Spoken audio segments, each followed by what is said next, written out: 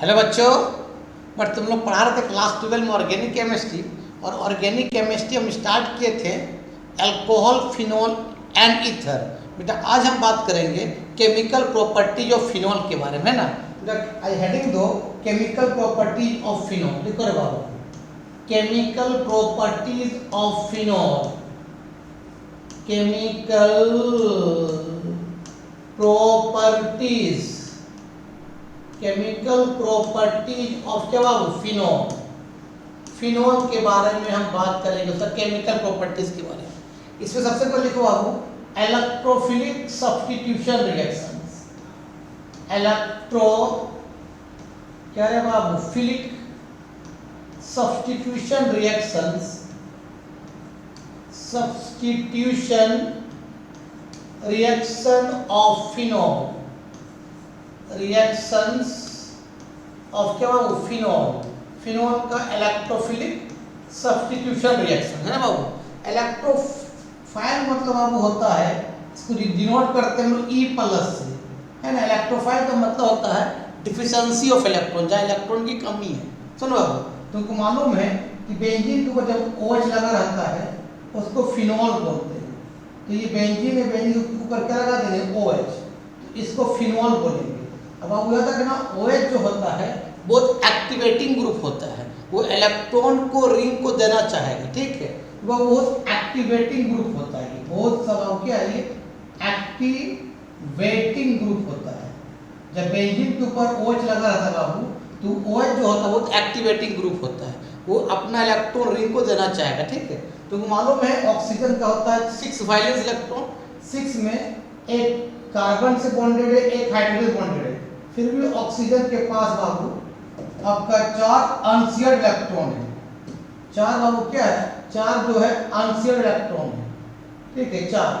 2 electron को एक lone pair बोलते हैं, तो 4 इलेक्ट्रॉन इसको क्या बोले, 2 लोन पेयर बोल सकते हैं। 2 इलेक्ट्रॉन को बाबू एक लोन पेयर बोलते हैं। LP का मतलब लोन पेयर, और अनशेयर्ड का मतलब होता है जो केमिकल रिएक्शन में भाग नहीं लेता है। सुनो बाबू, यहाँ देखो तो कार्बन का 4 बॉन्ड है, वो देखो तो 1 2 3 4।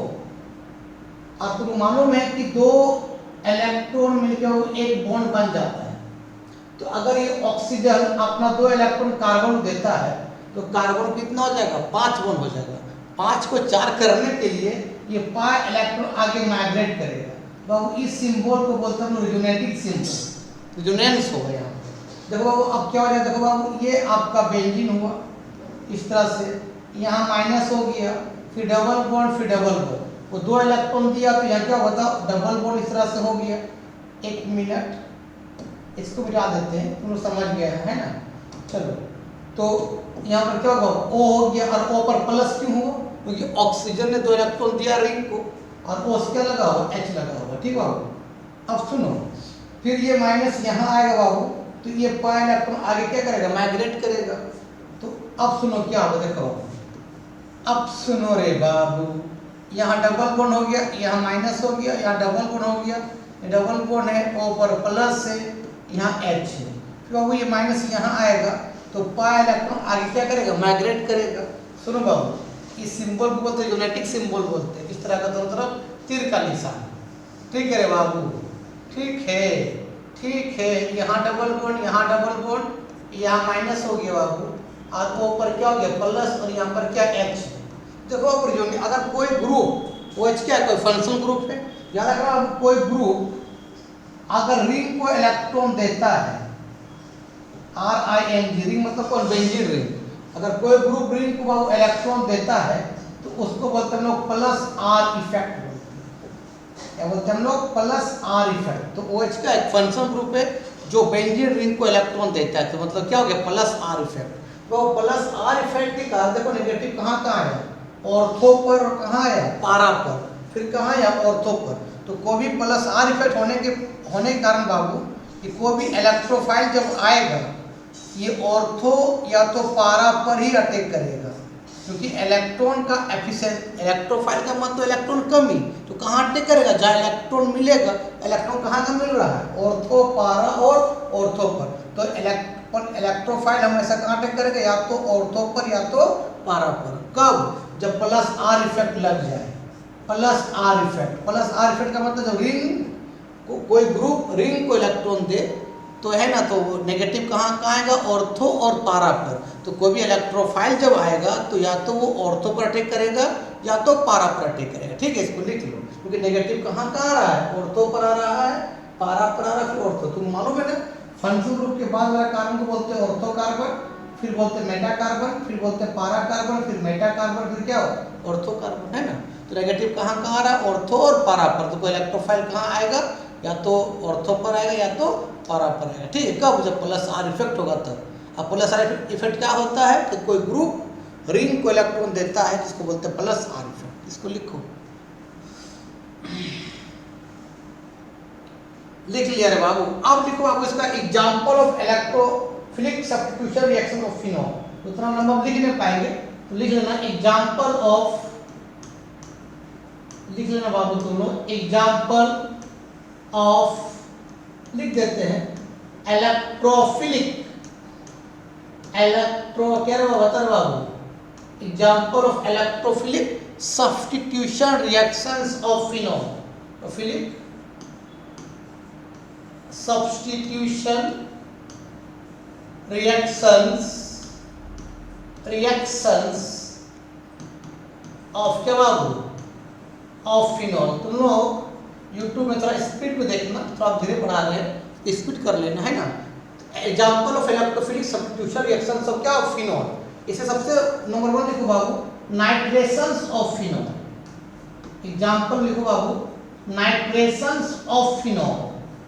नाइट्रेशंस ऑफ क्या बाबू, फिनॉल। फिनॉल क्या करेंगे, नाइट्रेशंस करेंगे।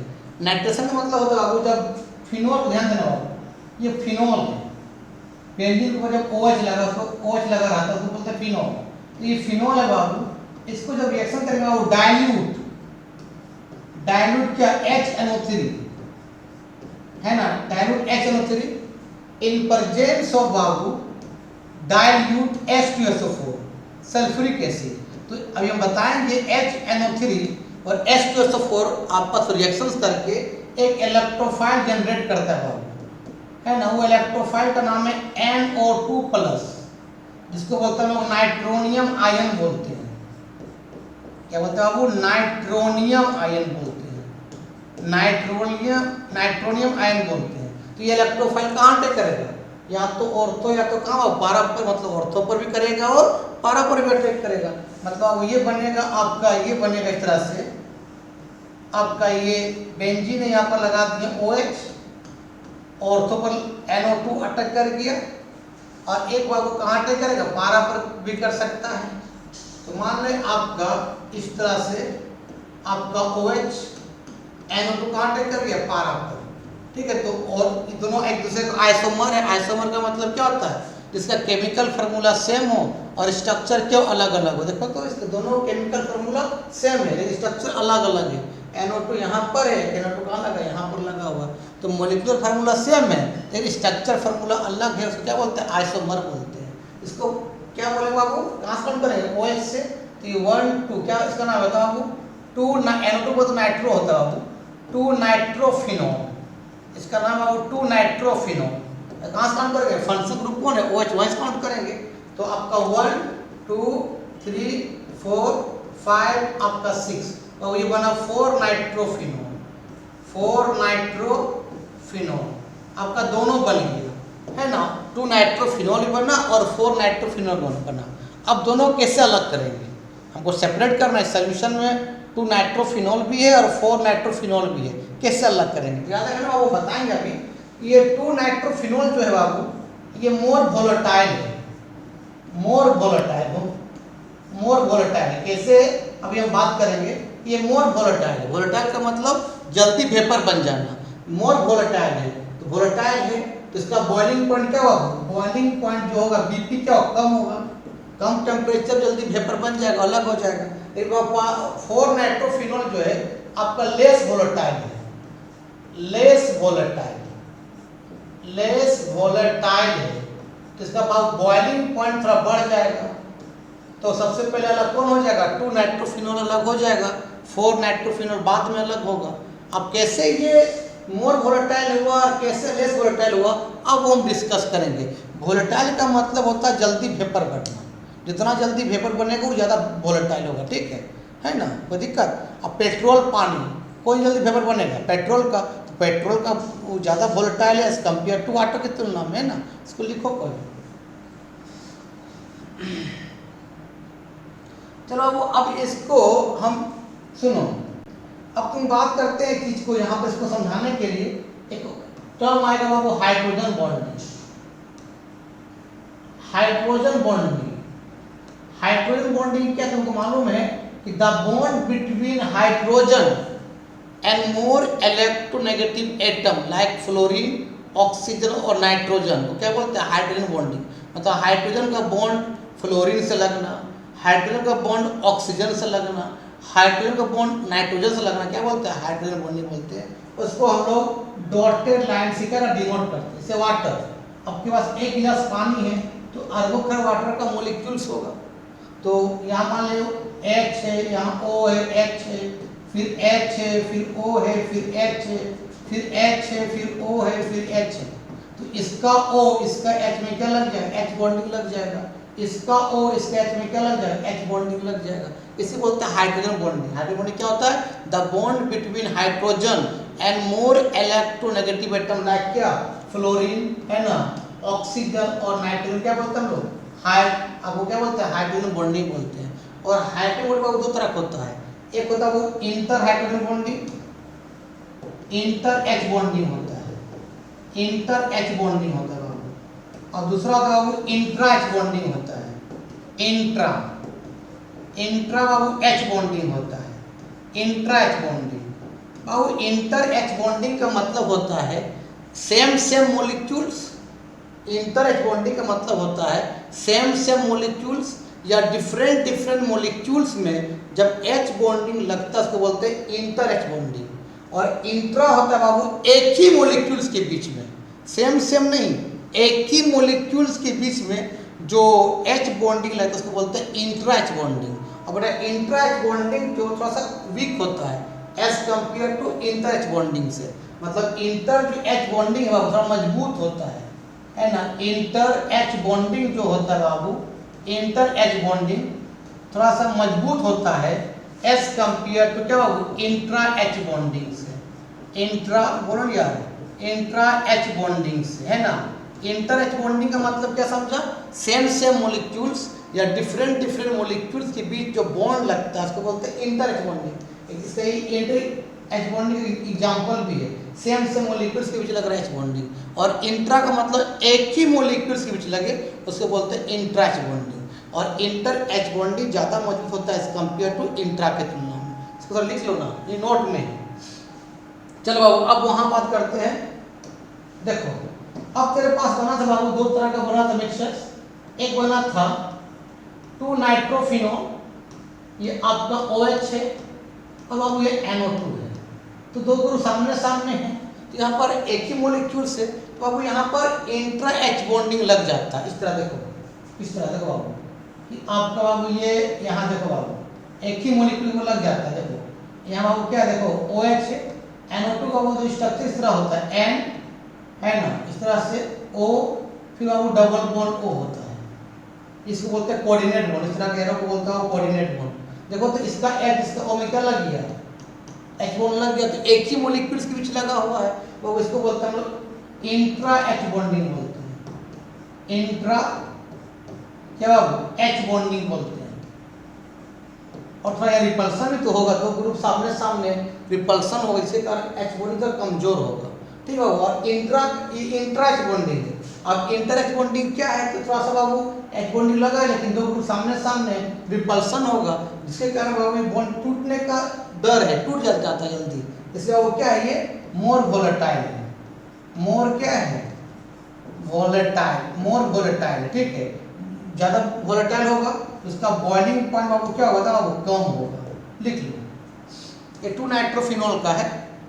अब बताते हैं 4 नाइट्रोफिनॉल के बारे में, ठीक है। देखो तो अब 4 नाइट्रोफिनॉल देखो बाबू इस तरह होता है बाबू, देखो इस तरह से, देखो यहाँ पर OH है, अब NO2 यहाँ पर है, तो दोनों ग्रुप दूर दूर है NO2 और OH, तो यहाँ पर एक H बॉन्डिंग तो लगेगा नहीं, आपका इंट्रा क्या लगेगा, इंटर लगेगा, मतलब इसका 2 मोलिक्यूल आएगा, एक मोलिक्यूल 4 नाइट्रोफिनॉल फिर आएगा, फिर एक क्या आएगा 4 नाइट्रोफिनॉल आएगा, और आपस में क्या लगेगा, इंटर H बॉन्डिंग लगेगा। इंट्रा क्यों लगेगा कि 2 ग्रुप दूर दूर है, तो एक ही मोलिक्यूल्स के पास एक ही मोलिक्यूल्स के में H बॉन्डिंग लगना पॉसिबल नहीं है, 2 ग्रुप सामने सामने नहीं, दूर दूर है। लेकिन वहाँ पर क्या था, 2 ग्रुप सामने सामने था, तो वहाँ एक ही मोलिक्यूल के बीच H बॉन्डिंग लग गया, उसको बोलते हैं इंट्रा H बॉन्डिंग। लेकिन यहाँ पर 2 ग्रुप दूर दूर है, यहाँ पर H बॉन्डिंग नहीं लगेगा, तो इसका मतलब क्या, 2 सेम मोलिक्यूल्स आएगा और H बॉन्डिंग लगाएगा, इसको क्या बोलेंगे, इंटर H बॉन्डिंग बोलेंगे। देखना मान इस तरह से देखो रे अगला, double bond single double single double, मान लो यहाँ पर क्या है OH है और यहाँ पर NO2, इस तरह से N डबल बॉन्ड O, फिर आपका कोऑर्डिनेट बॉन्ड O है ना, फिर एक मॉलिक्यूल और देते हैं रे बाबू, एक मॉलिक्यूल यहाँ भी देते हैं, दे दो, double bond single bond double single double, आपका क्या बाबू OH है। अब यह NO2 आएगा, मान इस तरह से यहाँ पर N, ध्यान देना, डबल बॉन्ड O, फिर बाबू कोऑर्डिनेट बॉन्ड क्या है O लग गया, तो ये H O में क्या लग जाएगा, आपका 2 सेम मॉलिक्यूल से यहाँ क्या लग जाएगा, इंटर H बॉन्डिंग लग जाएगा, इंटर H बॉन्डिंग लग जाएगा। तो इंटर H बॉन्डिंग थोड़ा सा क्या मजबूत होता है, इसी तरह क्या ये लेस वोलेटाइल है, लेस वोलेटाइल है, वोलेटाइल लेस रहेगा तो बॉइलिंग पॉइंट बाबू बता क्या होगा, ज़्यादा होगा, उसका बॉइलिंग पॉइंट कम होता है, किसका, 2 नाइट्रोफिनॉल का, क्यों, वो मोर वोलेटाइल है, तो आपका 2 नाइट्रोफिनॉल जल्दी अलग होगा और 4 नाइट्रोफिनॉल देर से अलग होगा। इस तरह से हम उसको सेपरेट कर लेंगे, है ना, इसको लिख लो। चलो अब हम बात करते हैं बेटा, तुम बताए थे कि आपका H2SO4 प्लस बाबू HNO3 आपस में मिल के ये इलेक्ट्रोफाइल तैयार करता है क्या, NO2 प्लस, कैसे करता है अब वो बताते हैं। सुनो, सबसे पहले बाबू H2SO4 क्या करता है, आपका H प्लस यूज करता है, क्या हो जाएगा H प्लस, और क्या HSO4 क्या माइनस। कोई भी एसिड जब H प्लस यूज करता है ना, वो हाईली अनस्टेबल होता है, तो ये H प्लस क्या होगा, हाईली क्या हो गया, अनस्टेबल हो गया, ठीक है, फिर किससे कम HNO3 होगा, HNO3 होगा, ठीक है। तो बाबू अब HNO3 क्या करता है, H प्लस क्या करता है, कंबाइन करता है, इस तरह से HNO3 का वो लुईस डॉट स्ट्रक्चर इस तरह से होता है, लुईस डॉट स्ट्रक्चर HO फिर N फिर डबल बॉन्ड O फिर कोऑर्डिनेट बॉन्ड O, ये लुईस डॉट स्ट्रक्चर किसका होता है, आपका नाइट्रिक एसिड का। ऑक्सीजन का कितना होता है, 22 इलेक्ट्रॉन, 6 होता है, तो इससे बॉन्डेड है, फिर इससे बॉन्ड, फिर इसके पास क्या है, आपके पास क्या 4 इलेक्ट्रॉन है, तो इलेक्ट्रॉन है मतलब इलेक्ट्रॉन ज़्यादा है, तो H प्लस कहाँ अटैक करता है, जहाँ पर उसको इलेक्ट्रॉन ज़्यादा मिलेगा यहाँ जाके अटैक कर जाएगा। बताओ क्या बन जाएगा, बोलो रे बाबू, HO पर प्लस, प्लस क्यों हुआ, क्योंकि उसने H प्लस को एक्सेप्ट किया है, और ये H हो गया, तो देखो बाबू N डबल बॉन्ड O फिर कोऑर्डिनेट बॉन्ड O, इस तरह से। अब सुनो बाबू, ऑक्सीजन पर जब प्लस आ जाएगा बाबू, वो बहुत रिएक्टिव हो जाएगा, ऑक्सीजन पर जब बाबू प्लस आ जाएगा वो रिएक्टिव हो जाएगा, क्या हो जाएगा वो, डीएक्टिव। डीएक्टिव क्यों होगा बाबू, क्यों होगा, बताते हैं कि फ्लोरीन ऑक्सीजन नाइट्रोजन पर वो माइनस रखता है, प्लस नहीं रखता है, अगर प्लस रखेगा तो डीएक्टिव हो जाएगा, तो एक्टिव होने के लिए क्या करेगा बाबू, ये नाइट्रोजन क्या करेगा, अपना इलेक्ट्रॉन, नाइट्रोजन क्या करता है, O को दे देता है और वहाँ से H2 बाहर निकल जाता है, तो आपका H2 बाहर निकल गया, जब नाइट्रोजन अपना इलेक्ट्रॉन दे देगा तो नाइट्रोजन पर क्या आ जाएगा, प्लस आ जाएगा, मतलब क्या हो जाएगा, NO2 प्लस आ गया। इसी तरह बाबू NO2 प्लस का फॉर्मेशन करता है कौन, दोनों जब कंबाइन करता है, नाइट्रिक एसिड और डाइल्यूट सल्फ्यूरिक एसिड, ठीक, इसी बोलते हैं नाइट्रोनियम आयन बोलते हैं, इसको लिख लो। चलो बाबू अब हम बात करते हैं बेटा, अगर तुमने इसको ऐसे कर दिया कि ये बाबू फिनॉल है, ध्यान देना बेटा, ये फिनॉल है, अगर इसको रिएक्शन कर दिया कौन से, डाइल्यूट से नहीं, कंसंट्रेटेड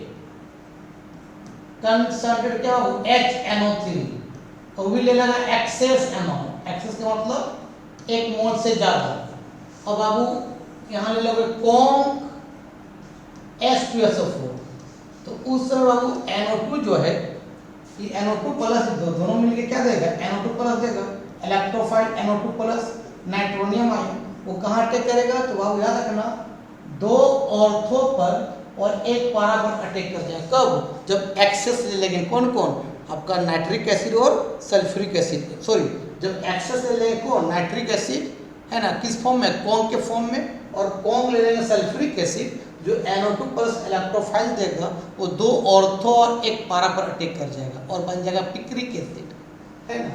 इसका फार्मूला होता है पिक्रिक एसिड, इस तरह से बन जाएगा बाबू, इस तरह से। यहाँ पर OH है, एक 2 ऑर्थो पर लग जाएगा NO2, यहाँ पर लग जाएगा, अब आपको यहाँ भी लग जाएगा NO2 और एक कहाँ लग जाएगा, पारा पर। अब इसको बोलते हैं पिक्रिक एसिड, पिक्रिक एसिड बोलते हैं, है ना। इसका नाम कहाँ से काउंट करेंगे, NO2 और OH कहाँ से काउंट करेंगे, फंक्शन ग्रुप मतलब OH से काउंट करेंगे। तो 1 2 3 4 5 6, इसका दूसरा नाम ये भी हो सकता है बाबू 2 4 6 ट्राई नाइट्रोफिनोल। एग्जाम में आ सकता है कि फिनोल से पिक्रिक एसिड कैसे बनाएंगे, लिख लो।